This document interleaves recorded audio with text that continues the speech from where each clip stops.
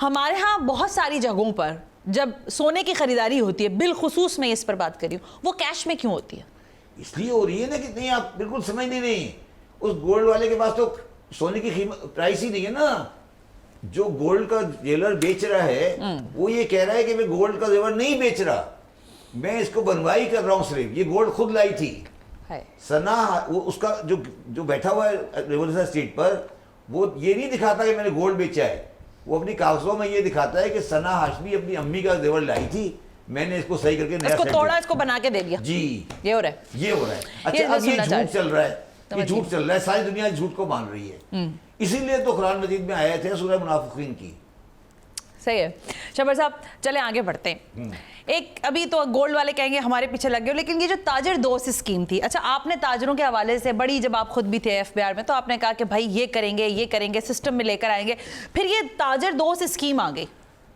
और देखिए मुझे अफसोस इस बात का है कि ताजर दोस्त स्कीम आई जो मेरे हिसाब से बुरी तरह नाकाम हो गई।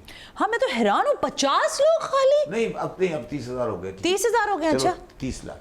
अगर आप एडवांस टैक्स रिसीव कर रहे हैं और आप खड़े होकर ये कह रहे हैं कि कामयाब हो गई, 30 लाख में से 30,000 आ गए और उससे 1,000 रुपये टैक्स ले रहे हैं, तो किस दुनिया तो इसको एक्सटेंड क्यों कर रहे हैं अगर ये इतनी अच्छी स्कीम नहीं है तो? नहीं देखिए बात ये है कि औरंगजेब साहब के साथ हैंड हो गया है। शहबाज शरीफ साहब अपने ट्रेडर्स को और पीपल्स पार्टी वाले रियल एस्टेट और एग्रीकल्चर को बचा के ले गए और ये गरीब का बच्चा मारा गया। गरीब का बच्चा नहीं है सर, नहीं जिसका भी है वो मारा गया बेचारा। रिटेलर को उन्होंने शहबाज शरीफ ने निकलवा दिया, आराम से घर बैठे हैं वो सब, और ज्वेलर सब निकल गए, एग्रीकल्चर वाले निकल गए, पीपल्स पार्टी वालों ने हाथ रख दिया। और उन्होंने मुराद अली शाह साहब ने अस्पतालों पर और स्कूलों पर 15% टैक्स लगा दिया। ठीक है जी, ठीक है अच्छी बात है। अच्छा, और औरंगजेब साहब ने किताबों पर टैक्स लगा दिया। जी बिल्कुल, दुनिया में कहीं नहीं होता। अच्छा अब क्या होगा, अब हम बड़े मुसलमान हैं ना, हम लिखेंगे बुक्स एक्सक्लूडिंग कुरान। सीरियसली देखिए बात, what a perfect line. I appreciate for this Shabar साहब। आपने दुनिया में जिस मुल्क के अंदर लिटरेसी का ये हाल है, उसमें आप बुक्स के ऊपर सेल टैक्स लगा रहे हो 10%, ये किस हकीम की दवा है? नहीं मैं कह रहा हूँ यार, मुझे ये बताएं ना।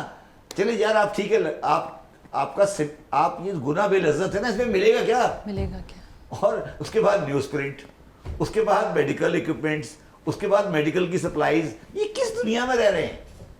ये किस दुनिया में रहते हैं? इनको आइडिया है ये इस करंट अकाउंट डेफिसिट में एक्सपोर्टर के साथ पंगा ले रहे हैं। मतलब मुझे तो मैं सीरियसली समझता हूँ, मैं सीरियसली ये समझता हूँ कि ये शायद 8 तारीख को वापस आए चाइना से। जी उसके बाद हैंगओवर्स भी होंगे। जी तो 9-10 इन्होंने कागज नहीं देखा है।